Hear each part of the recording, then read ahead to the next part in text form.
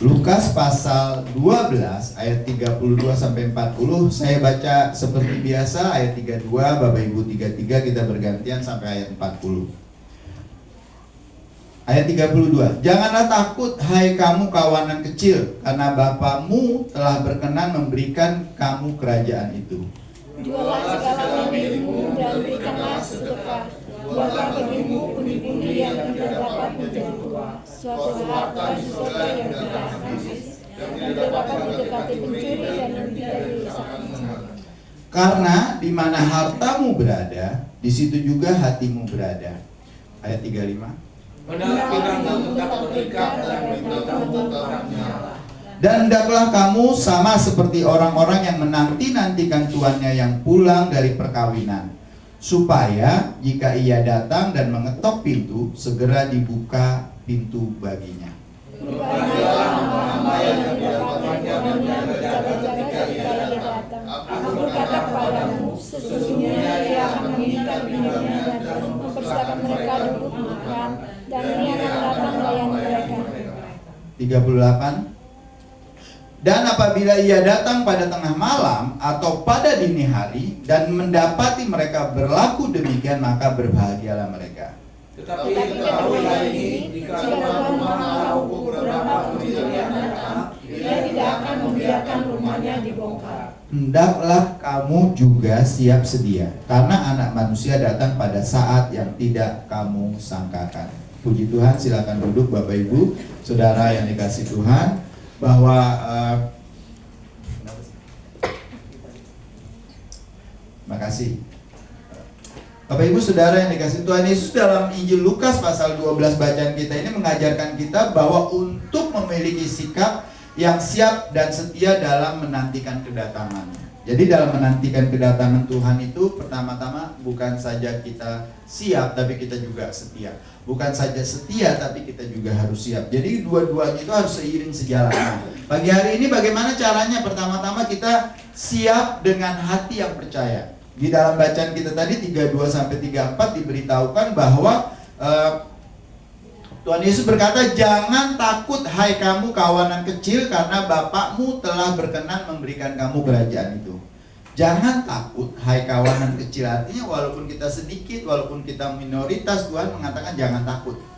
Ayat ini mengingatkan kita bahwa Tuhan yang kita sembah adalah Bapa yang mengasihi dan telah menyiapkan warisan bagi kita di dalam kerajaannya. Bapak Ibu Saudara yang dikasih Tuhan, kondisi kita, keadaan kita kadang-kadang membuat kita menjadi khawatir. Terlebih lagi sekarang misalnya, membuat kita menjadi sepertinya nggak pasti hidup yang akan kita jalani. Oleh karena itu Bapak Ibu Saudara yang dikasih Tuhan, ayat ini artinya apa sih? Percaya pada pemeliharaan Tuhan. Kita tidak perlu khawatir tentang kehidupan ini karena Tuhan memelihara kita. Seperti selalu saya sampaikan, Bapak Ibu nggak perlu khawatir tentang apa yang Bapak Ibu jalani dalam hidup ini. Karena janjinya Tuhan, Dia akan menyediakan semua hal yang kita butuhkan. Tuhan adalah provider, Tuhan adalah penyedia. Dia tahu apa yang Bapak Ibu butuhkan. Dia akan memberikan pada waktunya. Yang kedua dikatakan oleh Tuhan Yesus dari bacaan kita ini, mengutamakan nilai-nilai kerajaan Tuhan. Kristus Yesus mengajarkan agar kita mengumpulkan harta di surga, bukan hanya harta di dunia. Hari Jumat yang lalu saya sharing di persekutuan kantor, saya bilang gini, bahwa kita kadang-kadang terjebak Bapak Ibu. Ukuran berhasil itu, ukuran sukses dunia itu menjadi juga ukuran suksesnya rohani. Seringkali dibikin gitu. Kalau Bapak Ibu hidup beriman, kalau Bapak Ibu hidup rajin, taat sama firman Tuhan, suka berdoa, suka puasa, Tuhan pasti berkati. Betul, Tuhan pasti berkati. Tapi jadi orang kaya belum tentu. Jadi orang kaya belum tentu. Kalau Bapak Ibu nggak dagang, di rumah cuma kerjanya berdoa, kunci kamar. Karena Tuhan Yesus bilang kalau berdoa masuk kamar, kunci pintu. Bapak Ibu sehari 24 jam kerjanya berdoa aja di kamar. Seminggu 7 hari, sebulan 30 hari, setahun 365 hari Bapak Ibu kerja cuma itu aja. Ya mati kita. Karena nggak makan, nggak kerja, nggak lihat matahari, nggak ngapa-ngapain, cuma berdoa aja. Nggak juga, tapi mari kita bersama-sama hidup ini mengutamakan nilai-nilai kerajaan surga, Tuhan bilang carilah dahulu kerajaan surga dan semua kebenarannya. Itu yang perlu kita lakukan dalam hidup kita. Tetap mencari apa yang berkenan di hadapan Tuhan untuk kita lakukan dalam hidup kita. Maka Tuhan akan tambahkan semua hal kepada kita. Nah, mengutamakan nilai-nilai kerajaan surga ini, Tuhan Yesus ingin mengatakan jangan kamu terobsesi dengan apa yang ada di dunia ini. Tadi saya bilang ukuran orang sukses, ukuran orang rohaninya tumbuh, ukuran orang punya iman, dia juga sukses secara materi, itu salah gitu. Bapak Ibu ya, rasul-rasul gereja mula-mula itu nggak ada yang menjadi orang kaya semuanya. Hidupnya susah, matinya juga mengerikan. Jadi jangan berpikir Bapak Ibu, ukuran saya rohani nih Pak Yan nggak kurang rohani, Pak Yan nih kurang urapan, Pak Yan nih kurang dipakai Tuhan karena nggak kayak pendeta-pendeta kaya lain yang punya pesawat ya kan, punya mobil bagus-bagus. Bukan gitu. Ukuran kita adalah yang paling penting bagaimana Tuhan berkenan kepada kita, sehingga ketika Tuhan datang nanti kita siap. Kita siap. Oleh karena itu Bapak Ibu, Tuhan Yesus bilang jangan pernah mengejar atau mengumpulkan harta di bumi. Lebih baik jadi orang murah hati. Jika hati kita tertuju pada Tuhan, Bapak Ibu, jika hati kita tertuju pada Tuhan, jika hati kita tertuju pada Tuhan, kita akan selalu siap menghadapi kehidupan ini tanpa takut. Karena apa? Kita tahu bahwa Tuhan yang mengatur segalanya. Nah Bapak Ibu, kalau Bapak Ibu percaya, Bapak Ibu mengarahkan hidup. Seminggu lalu saya katakan mari kita arahkan hidup kita di mana Kristus ada. Berlari-lari mengarah pada tujuan. Ketika kita fokus kepada Tuhan Yesus, kita mengarahkan perjalanan hidup kita hanya kepada pertolongan dan kasih Tuhan, maka kita tidak akan pernah takut menjalani hidup ini. Mau sendiri, mau nggak ada temen, mau ada temen, mau kaya, mau miskin, Bapak Ibu nggak akan pernah takut. Kenapa? Karena kita percaya bahwa Tuhan yang mengatur segala sesuatunya. Tuhan punya waktu. Saya bilang kita maunya hidup kita itu menurut kronos, waktunya kita. Tapi Tuhan punya waktu menurut waktunya Tuhan, koirosnya Tuhan. Tuhan punya waktu, punya rencana, dan waktu dan rencananya Tuhan itu pasti yang indah. Dimana pada akhir kita akan berkata Tuhan baik, puji Tuhan, Tuhan luar biasa. Walaupun sebelum mungkin kita karena kita mengikuti kronosnya kita, kronologi waktunya kita kadang-kadang dibuat deg-degan, ketakutan. Aduh udah ngemepet, waduh udah begini. Tapi Bapak Ibu kalau belajar ngikutin waktunya Tuhan, kita nggak akan pernah stres, kita nggak akan pernah khawatir. Makanya Paulus di Roma 8:28 berkata gini, bahwa sekarang kita tahu bahwa Tuhan turun bekerja di dalam segala sesuatu untuk mendatangkan kebaikan bagi mereka yang mengasihi Dia. Yaitu siapa? Bagi mereka yang terpanggil sesuai dengan rencana Tuhan. Nah, sekali lagi kemarin saya pernah sampaikan gini, Bapak Ibu Tuhan punya berkat bagi masing-masing kita tuh nggak sama. Ya Bu Rita ya. Berkatnya Bu Rita sama berkatnya Bu Meti nggak sama, beda. Tapi masalah Ibu Rita dengan masalah Ibu Susan juga beda-beda. Jangan dibanding-bandingin makanya. Ojo dibanding-banding kayak dulu lagu pernah terkenal banget tuh tahun lalu atau 2 tahun yang lalu. Jangan dibanding-bandingkan. Orang itu berkatnya beda-beda. Masalah beban pergumulannya juga beda-beda, nggak ada yang sama. Kalau Bapak Ibu pengen punya berkat yang sama seperti Salomo misalnya, raja yang diberkati dengan hikmat yang luar biasa, kekayaannya juga luar biasa, Bapak Ibu juga harus berani nanggung beban seperti Salomo yang luar biasa juga. Jadi masing-masing kita beda, nggak ada yang sama. Nah pada bagian bacaan kita ini Roma 8:28 ini pertama hal baik yang dikerjakan ialah menjadikan kita seperti Kristus. Tuhan turut bekerja di dalam segala perkara, masalah, pergumulan, persoalan yang kita hadapi. Tujuannya pertama-tama ada untuk menjadikan kita semakin serupa dengan Kristus. Bapak Ibu, pada akhirnya kita akan Tuhan lihat. Karena ketika Tuhan nanti datang menjemput kita, Dia mau lihat kita serupa dengan Kristus atau bukan, karena kita mempelainya. Janji ini tidak terbatas bagi orang-orang yang mengasihi Tuhan. Janji ini terbatas hanya bagi orang-orang yang sungguh-sungguh mengasihi Tuhan. Di Roma 8:28 tadi dikatakan bahwa sekarang kita tahu sekarang bahwa Tuhan turut bekerja dalam segala sesuatu yang mendatangkan kebaikan bagi mereka yang mengasihi Tuhan. Nah, Bapak Ibu, kebaikan di dalam konteks kita bergumul, punya masalah, punya persoalan, yang masalah persoalan yang datang di hadapan kita itu bisa menjadi kebaikan bagi kita. Syaratnya satu cuma, Bapak Ibu sungguh-sungguh mengasihi Tuhan atau enggak. Kalau Bapak Ibu nggak mengasihi Tuhan, masalah pergumulan itu akan terus jadi beban kita, lama-lama makan hati kita. Kalau orang Chinese bilang loksun, makan di dalam, ya kan? Nah, itu yang bikin orang stroke, itu yang bikin orang stres, itu yang bikin orang jantungan.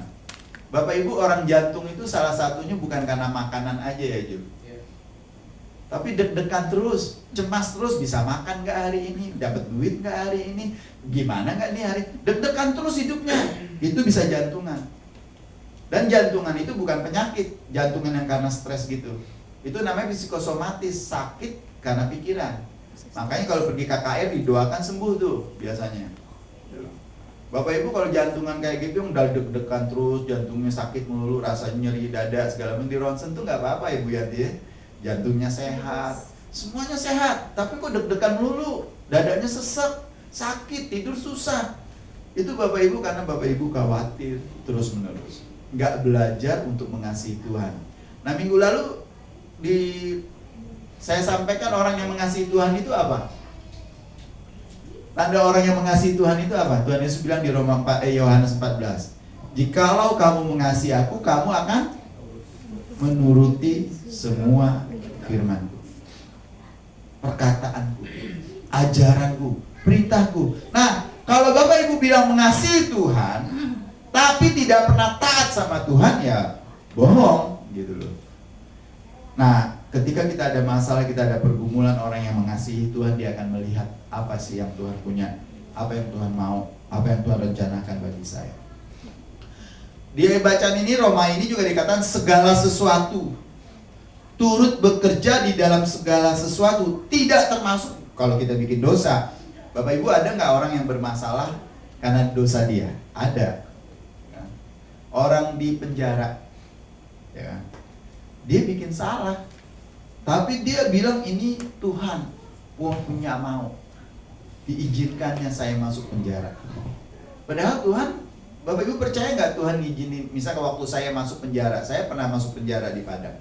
Ibu percaya nggak Tuhan mengizinkan? Tuhan merencanakan saya masuk penjara? Enggak, karena Tuhan nggak pernah merancangkan hal yang buruk pada kita.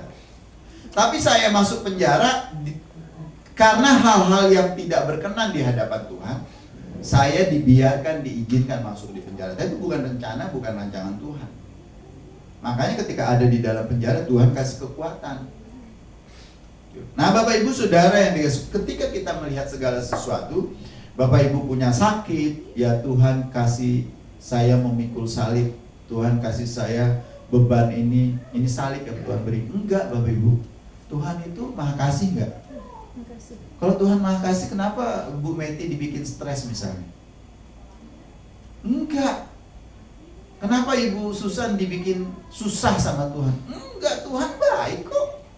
Kadang-kadang masalah kita, beban hidup kita, persoalan kita, sakit penyakit kita, kadang-kadang memang karena ada dosa yang kita buat atau dosa orang lain, efeknya ke kita. Bisa juga. Tujuannya yaitu tadi, kalau kita sungguh-sungguh mengasihi Tuhan, ya Tuhan pasti akan menjadikan itu kebaikan bagi kita. Dia bentuk kita, Dia didik kita, Dia ajar kita agar menjadi serupa dengan Dia. Nah, Bapak Ibu Saudara yang dikasihi Tuhan, jadi ini seorang pendeta Pentekosta pada tahun 60-an, 50-an itu dia bilang lebih baik hidup yang siap daripada hidup yang bersiap-siap gitu. Jadi kita siap nih Tuhan datang kapan. Nah, bagaimana kita bisa siap? Yaitu setiap hari belajar menjadi orang yang menuruti apa yang Tuhan ingin di dalam kehidupan. Bapak Ibu Saudara yang dikasihi Tuhan, mari kita belajar untuk siap sedia di dalam kondisi kita. Kalau nggak mau lagi, Bapak Bapak Ibu, saudara yang dikasih. Yang kedua, siap dalam kesetiaan dan melayani. Ini di bacaan kita tadi ayat 35 sampai 38 yang dikatakan bahwa hendaklah pinggangmu tetap berikat dan pelitamu tetap menyala. Lihat, kalau di masanya Tuhan Yesus itu orang pinggang yang berikat itu maksudnya karena dia pakai jubah, kan jubahnya dinaikin terus diikat. Jadi pinggangnya berikat. Artinya orang yang senantiasa siap. Bapak Ibu kalau pakai jubah, Ibu Susan pernah pakai rok kah? Maksud pernah pakai kebaya nggak? Nggak pernah ya Bu Susan ya? Atau siapa, Bu Rita pernah pakai kebaya? Atau Meti pernah pakai kebaya? Nggak pernah ya? Kalau pakai kebaya bisa lari nggak kira-kira? Nggak bisa kan? Pakai rok span aja, ada yang pakai rok span nggak di sini? Juga untuk lari susah gitu, harus dinaikin gini, baru bisa lari gitu. Nah sama kayak kira kurang lebih orang naik jubah, pakai jubah itu kayak gitu Tuhan Yesus bilang. Dan hendaklah kamu seperti orang-orang yang menanti-nantikan tuannya yang pulang dari perkawinan. Jadi tuan itu habis pergi pesta, tapi hambanya tetap setia nunggu Tuhan. Dia nggak kesel tuannya pergi pesta, enak aja dia pergi pesta, kita disuruh nungguin rumah. Enggak, dia tunggu dengan setia. Supaya jika tuannya datang dan mengetok pintu, ia segera bisa membuka pintu baginya. Bapak Ibu, berbahagialah hamba yang didapati tuannya berjaga-jaga ketika tuannya datang. Tuhan Yesus berkata, aku berkata sesungguhnya ia akan mengikat pinggangnya dan mempersilahkan mereka duduk makan, dan ia akan datang melayani mereka. Hamba tuh kayak gitu. Tuannya baru pulang dari pesta, dia nungguin dengan sabar sampai tuannya pulang, terus dilayani lagi, dikasih makan lagi, dia nggak kesal. Dan apabila ia datang pada tengah malam atau kapanpun dia datang, dia tetap siap. Nah di ayat 35 ini dikatakan nih, hendaklah pinggangmu tetap berikat dan pelitamu tetap menyala. Ini menjadi penting. Berikat pinggang melambangkan kesiapan untuk bekerja dan bergerak dalam pelayanan. Bapak Ibu siap nggak melayani? Ya yang ada di gereja Rantoni siap gitu. Kalau dijadwalin siap gitu. Ibu Meti dikasih nanti berdoa, siap, wah udah siap semua. Pelita yang tetap menyala menunjukkan kehidupan rohani yang terus menyala dengan doa, firman, dan pengabdian kepada Tuhan. Jadi Bapak Ibu dikatakan pelitamu tetap menyala itu artinya gini, memelihara kehidupan doa. Baca firman Tuhan terus menerus, ya kan. Juga yang paling penting juga dari itu adalah ikut pelayanan, terlibat di dalam pelayanan. Datang ke gereja bukan sebagai tamu, datang duduk diam, dengar selesai pulang, bukan kayak gitu. Tapi membantu, ikut terlibat di dalam pelayanan. Terus yang juga dikatakan di sini, kesetiaan melayani tidak hanya saat keadaan baik, tetapi juga ketika Bapak Ibu pikirannya lagi kacau, lagi pusing, lagi stres, di rumah nggak ada duit, nggak ada beras. Yang namanya melayani tetap melayani, beribadah tetap beribadah, datang mengucap syukur. Jangan Bapak Ibu puji Tuhan haleluya kalau lagi diberkati, kalau lagi Tuhan sih memberkati kita terus menerus Bapak Ibu. Cuma tergantung bagaimana kita bersyukur dengan berkat yang kita anggap berkat yang pantas disyukuri. Tuhan tuh memberkati kita setiap saat. Tuhan Yesus menggunakan perumpamaan tentang hamba yang setia menunggu tuannya itu pulang dari pesta pernikahan. Bapak Ibu, hamba yang berjaga-jaga dan tetap setia akan diberkati oleh tuannya. Kalau Bapak Ibu setia, selalu siap, kapanpun Tuhan datang, ya, jangan karena putus asa selalu bilang Tuhan, ya kalau Tuhan ingin ambil nyawa saya ambillah. Jangan, bukan itu. Tapi menyiapkan diri dengan doa, firman, dan selalu siap melayani Tuhan, sehingga kapanpun Tuhan datang menjemput kita, kita siap. Bukan bilang siap Tuhan, saya siap, itu kadang-kadang orang karena putus asa. Jadi dia lebih baik mati aja lah. Hidup dekat Tuhan itu seneng, ya Betty ya. Bersama-sama Tuhan itu seneng. Karena di surga itu katanya di dalam kitab Wahyu isinya cuma memuji Tuhan. Memuji Tuhan, memuji Tuhan. Itu orang yang putus asa sebenarnya. Kalau ibu, bapak, saudara, jemaat sungguh-sungguh ingin hidup di hadapan Tuhan dan siap menantikan Tuhan kapan saja atau siap kapan saja Tuhan panggil, setiap hari jangan berhenti berdoa. Setiap hari jangan lupa baca firman Tuhan.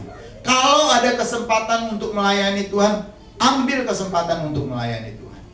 Melayani Tuhan itu apa saja bentuknya, banyak.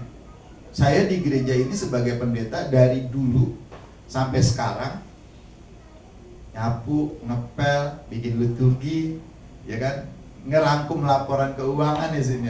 Jadi panitia, cari dana, bikin laporan keuangan, ngundang-undang orang, semua dilakuin. Ya nggak apa-apa gitu loh. Tapi puji Tuhan sekarang ada yang bantu-bantu, bagi-bagi kerja, ya kan? Ada Betty, ada Osin, ya kan? Ada Bu Yanti. Bapak Ibu Saudara yang dikasih Tuhan, mari kita belajar untuk terus melayani Tuhan. Kapanpun Tuhan datang, kita siap. Maka itu sekali lagi jangan pernah lupakan untuk berdoa. Jangan pernah lupakan untuk baca firman Tuhan. Karena kemarin minggu lalu saya bilang firman Tuhan itu tuntunan kita. Bapak Ibu mungkin merasa baca Alkitab itu gak ada gunanya. Mungkin Bapak Ibu merasa berdoa itu gak ada manfaatnya. Tapi percayalah Bapak Ibu, ketika Bapak Ibu berdoa, ketika Bapak Ibu baca firman Tuhan, firman itu menjaga hati kita, menjaga pikiran kita untuk tetap waras, untuk bisa tetap berpikir secara logis. Bapak Ibu ketika datang masalah, rasanya mungkin gak masuk akal kita bisa menyelesaikan, tapi ketika firman Tuhan ada di dalam kita, Tuhan tolong kita. Saya sering kali menemukan hal-hal seperti itu sehingga saya bisa tenang dalam menjalani hidup ini. Pak Sahri rajin firman Tuhan tuh ya. Saya keluar-keluar dia tenang ya kan, bisa tidur kan. Karena firman Tuhan tertanam di hatinya gitu. Tenang Bapak Ibu, apapun yang terjadi. Apa yang dapat kita pelajari dari bagian ini? Kita harus tetap berjaga-jaga, itu penting. Artinya apa Bapak? Kita harus selalu hidup dalam kebenaran. Firman-Mu adalah kebenaran, kata Petrus kepada Tuhan Yesus. Kemana kami harus pergi? Karena firman-Mu adalah kebenaran. Dan tidak lengah terhadap godaan dunia. Ini dia, godaan dunia itu, aduh Bapak Ibu, gampang ngejebak kita. Minggu lalu saya bilang yang kayak yang namanya pinjaman online itu, pinjol itu, bahasanya sekarang bagus banget. Bagus banget. Itu namanya bukan pinjaman lagi sekarang, tapi bahasanya itu loh. Wah, kamu berhak dapat segini gitu. Karena nggak tahunya kita dijebak. Pinjol itu nggak dosa, tapi pinjol itu menyusahkan. Karena apa? Bunganya tinggi sekali. Nyekek leher, kata Bu Yanti. Bapak Ibu Saudara yang dikasih Tuhan, kesetiaan kita diuji dalam penantian. Seringkali kita tergoda untuk lalai dalam iman karena merasa Tuhan belum datang. Jadi kita leha-leha, masih lama. Namun orang yang setia akan tetap tekun dalam imannya dan setia melayani. Bapak Ibu Saudara yang dikasih Tuhan, dari 2000 tahun yang lalu kurang lebih, Tuhan Yesus bilang, aku naik ke surga, menyediakan tempat bagimu, kalau sudah selesai aku akan datang kembali. Dan aku sudah datang. Tapi sampai hari ini Tuhan gak datang-datang. Akhirnya kita santai-santai aja, yang bikin dosa-dosa. Makanya dunia sekarang lihat Bapak Ibu, lebih laki-laki, perempuan lebih banyak. Perempuan lebih banyak sekarang. Ada laki-laki yang putus asa dia jadi perempuan, karena perempuan lebih banyak sekarang. Makanya banyak orang yang beralih iman di Kristen itu atau di Katolik itu, menikah itu sekali aja, satu ya Pak Roy, kecuali maut yang memisahkan. Bahkan kalau maut memisahkan juga dia sebenarnya nggak boleh kawin lagi. Tapi agama lain boleh Bapak Ibu. Makanya ada juga yang nggak kebagian, kayak Kohani nggak kebagian ya, karena diambil sama tetangga sebelah gitu. Ada yang 4, ada yang 3, ada yang 7 gitu. Ini belum Lagi nunggu ya kan. Bapak Ibu Saudara yang dikasih Tuhan, banyak orang melakukan semua yang dia mau karena dia pikir Tuhan gak bakal datang. Bahkan sekarang ada gerakan, kalau Bapak Ibu perhatikan di gereja sekalipun sekarang ada gerakan yang mengatakan sebenarnya dia menyampaikan firman Tuhan benar, dia berkhotbah dari Alkitab benar, tapi dia tidak pernah yakin Tuhan itu datang atau tidak. Nah Bapak Ibu Saudara, ajaran-ajaran, kelakuan, sikap di dunia ini sekarang ini seperti ini. Ajarannya baik karena ada banyak orang yang baik di dunia ini. Tapi kita lihat di Amsal pasal 20 ayat 6 dikatakan gini. Amsal 20 ayat 6. Banyak orang menyebut dirinya baik, tetapi orang yang setia, siapa yang dapat menemukannya? Susah Bapak Ibu. Cari orang setia itu susah. Mengaku dirinya baik banyak, apalagi menjelang kampanye kemarin. Itu banyak banget, apalagi sekarang nih. Ya kan, seminggu lagi lebaran kan Bapak Ibu. Itu banyak banget orang baik itu. Di pinggir jalan itu banyak banget orang baik sekarang yang ngasih takjil gratis. Pak Sarir ikut takjil war nggak nih? Meti itu ikut nggak nih takjil war gitu? Di pinggir jalan banyak sekarang orang suka bagi-bagi. Banyak orang yang baik. Tapi Tuhan Yesus bilang, serigala punya liang, burung punya sarang, anak manusia di mana dia harus meletakkan kepalanya. Jadi ketika dia datang di dunia, apakah dia bisa menemukan iman? Apakah ada yang setia? Karena ini yang menjadi penentuan bagi kita. Bukan awal kita bertobat yang menentukan, tapi akhir ketika kita mati nanti, atau ketika Tuhan datang nanti. Bapak Ibu tetap setia atau enggak? Tetap yakin, tetap percaya bahwa Tuhan Yesus itu baik. Dia yang menyediakan segala kebutuhan kita. Tetap percaya bahwa Dia yang menebus dosa kita. Tetap percaya bahwa nanti Dia datang akan menjemput kita, mengangkat kita, menaikkan kita ke awan-awan, dan pada akhirnya membawa kita bersama-sama hidup di dalam kekekalan. Orang setia, setiap hari dia akan selalu belajar untuk berdoa. Setiap hari dia akan tekun mendoa, membaca firman Tuhan, merenungkan firman Tuhan, menerapkan dalam hidupnya sehari-hari. Setiap hari dia memberi dirinya kesempatan untuk melayani.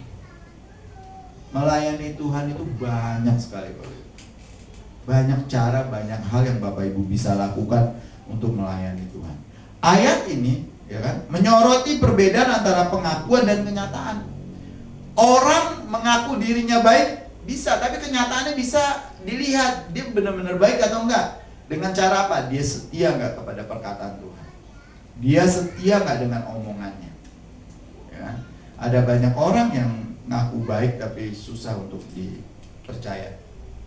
Banyak orang dengan mudah mengklaim bahwa mereka baik, penuh kasih atau dapat dipercaya, tetapi dalam prakteknya kesetiaan yang sejati adalah barang yang langka, Bapak.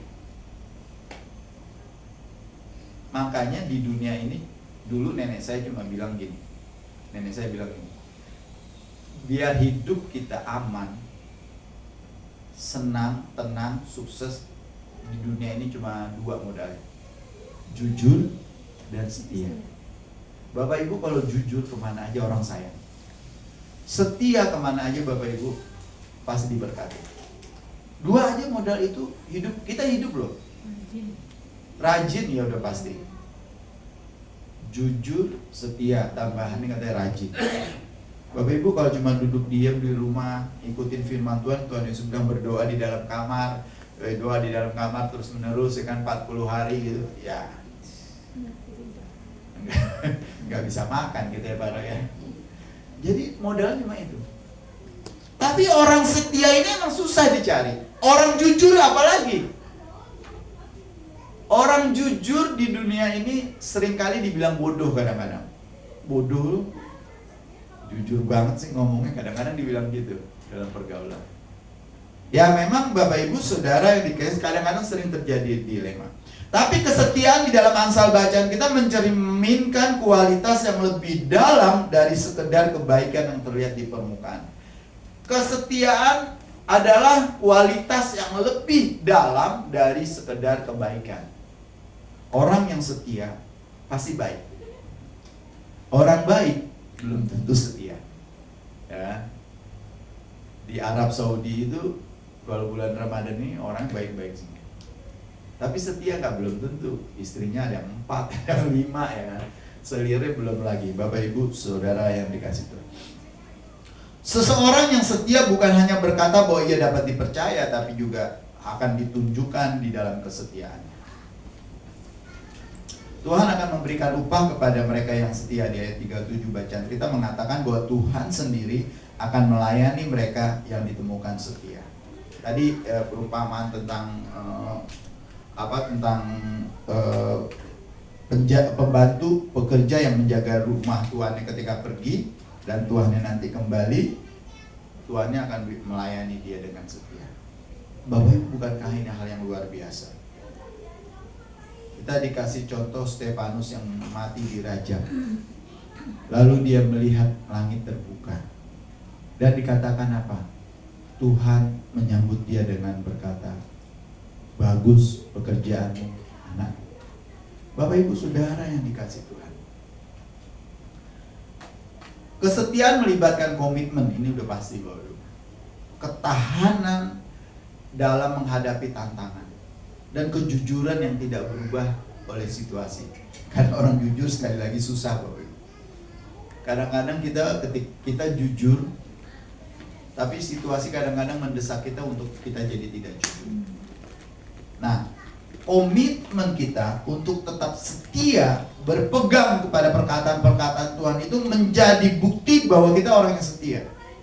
Itu menuntut kita untuk bisa tahan di dalam situasi apapun, kondisi apapun, nggak mencari jalan pintas. Ada banyak orang gampang banget cari jalan pintas. Tadi kami baru ngobrol-ngobrol di mobil. Ada teman kecil kami, ya kan? Dari yang kecil dia udah beribadah di gereja Katolik, terus ikut gereja Protestan, ya kan? Tapi dia mau cari jalan pintas, jadi nggak setia, nggak megang komitmen untuk ikut Yesus. Mengikut Yesus keputusanku, mengikut Yesus keputusanku, walau disengsara, ku tetap mengikut Yesus. Mengikut Yesus keputusan. Bapak Ibu, orang yang setia pasti dia tahan banting. Kalau dalam janji nikah itu susah senang, dia tetap sama istrinya, tetap sama suami, apa? Sehat maupun sakit. Saya nanti kalau ada pemberkatan nikah nanti di sini, kalau Pak Andi sudah punya jodoh mau menikah, kata terakhirnya saya hapus, walaupun maut memisahkan kita, nggak boleh. Meskipun maut, tetap harus sama istri atau suami yang sudah meninggal, nggak boleh kawin lagi. Karena sekarang jadi alasan Pak Roy. Ya. Alasannya pertama karena istrinya meninggal, dia kawin lagi. Karena suami meninggal, dia kawin lagi. Atau alasannya karena berzina, suaminya berzina atau istrinya berzina. Kalau bahasa sekarang yang lebih bahasa halus dipakai adalah selingkuh. Bapak Ibu Saudara, Tuhan nggak pernah mengizinkan kita bercerai. Orang yang setia apapun yang terjadi, ya Israel, tetap sama istri, tetap sama satu suami, jangan diganti-ganti. Ya Betty ya, Betty setia. Dari Miguel kecil sampai Miguel sekarang umur berapa? 14? 17. Oh, mau 17 tahun, luar biasa. Kalau nggak diomelin sama gereja nanti pemberkatan nikah gitu. Saya berkati dalam susah senang, sakit bahagia, kaya atau miskin, ya kan? Tetap bersama-sama sampai Tuhan datang. Nggak pakai sampai maut memisahkan. Jadi nggak boleh dipisahin orang kawin. Bapak Ibu Saudara yang dikasih Tuhan, komitmen itu penting banget. Bapak Ibu ikut Tuhan Yesus itu butuh komitmen. Saya mau ikut, mau percaya bahwa Tuhan setia, Tuhan turut bekerja di dalam segala sesuatu. Tuhan pasti mendatangkan kebaikan dari masalah, pergumulan, persoalan apapun yang saya hadapi saat ini. Tujuan Tuhan semata-mata untuk mendatangkan kebaikan. Saya akan percaya itu. Tuhan itu setia, kata Paulus. Dia akan menyediakan bantuan pertolongan kepada kita pada waktunya. Tuhan itu setia dan adil. Kenapa? Karena Paulus bilang, Tuhan gak pernah mencobai kita, Tuhan gak pernah mengizinkan kita menghadapi masalah, pergumulan, persoalan yang melampaui kekuatan kita. Gak ada, bro. Gak ada. Tuhan Yesus kasih contoh. Dia dicambuk 39 kali 3. Gak mati. Hampir. Nggak mati. Saya nggak bilang hampir juga, dia nggak mati pokoknya.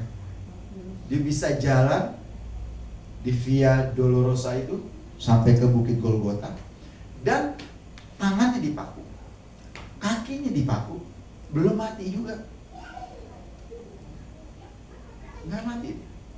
Cuma mau kasih tahu Bapak Ibu, seberat apapun penderitaanmu, bahkan mungkin di Filipina ada banyak orang mau sama kayak Tuhan Yesus. Besok nih di acara-acara pas Jumat Agung tuh banyak tuh yang mau disalib gitu. Tapi nggak tahu tangannya dipaku atau enggak, ya kan?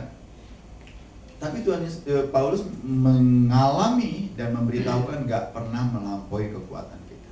Tadi saya bilang, kita di ruangan ini Tuhan kasih menghadapi persoalan, pergumulan itu beda-beda. Makanya berkatnya beda-beda. Berkatnya nggak ada yang sama, berkatnya beda-beda. Jadi jangan pernah sirik sama orang yang berkatnya mungkin lebih banyak dari kita.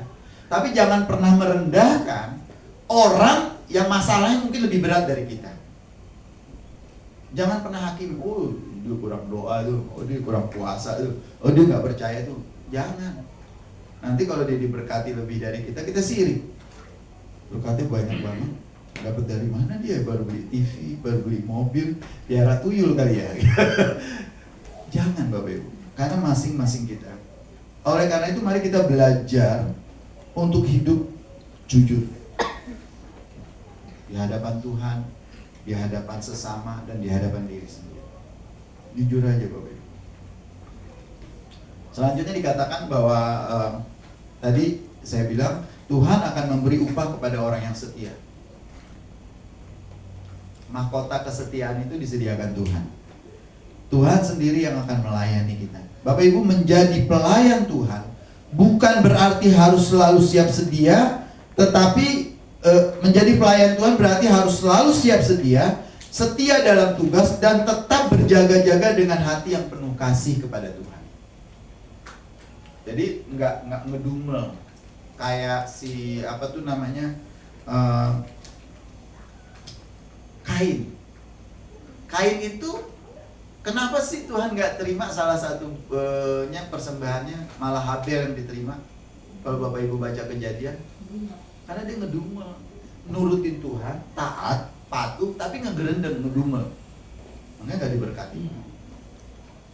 Bapak Ibu Saudara, menjadi pelayan Tuhan atau menjadi umat Tuhan berarti harus selalu siap sedia, setia dalam tugas, dan tetap berjaga-jaga dengan hati yang penuh kasih kepada Tuhan.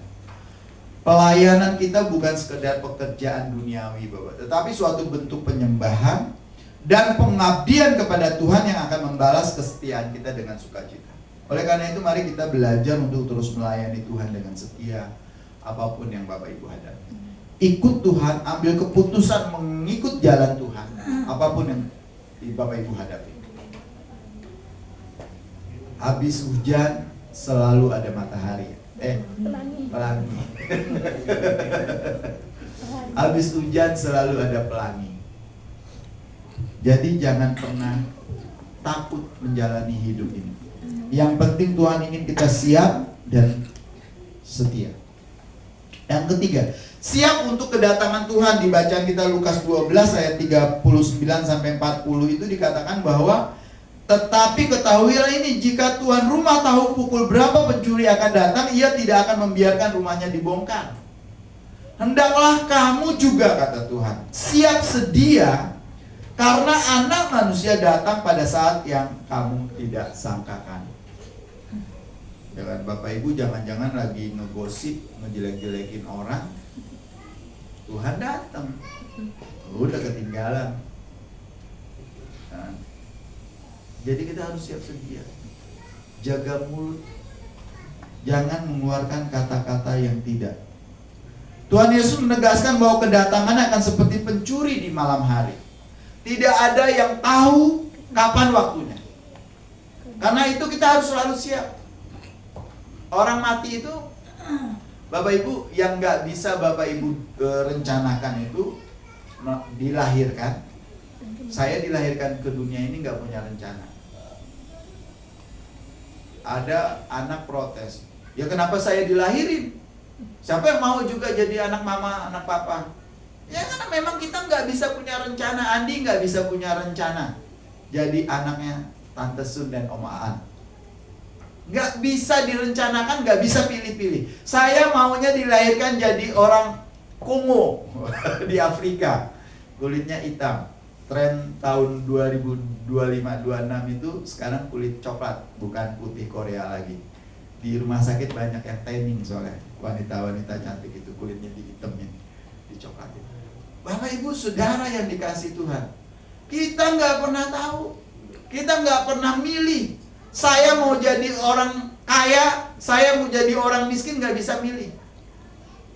Saya mati, saya nggak bisa nentuin. Saya maunya mati nanti tanggal 25 Desember, supaya semua dunia merayakan kematian saya.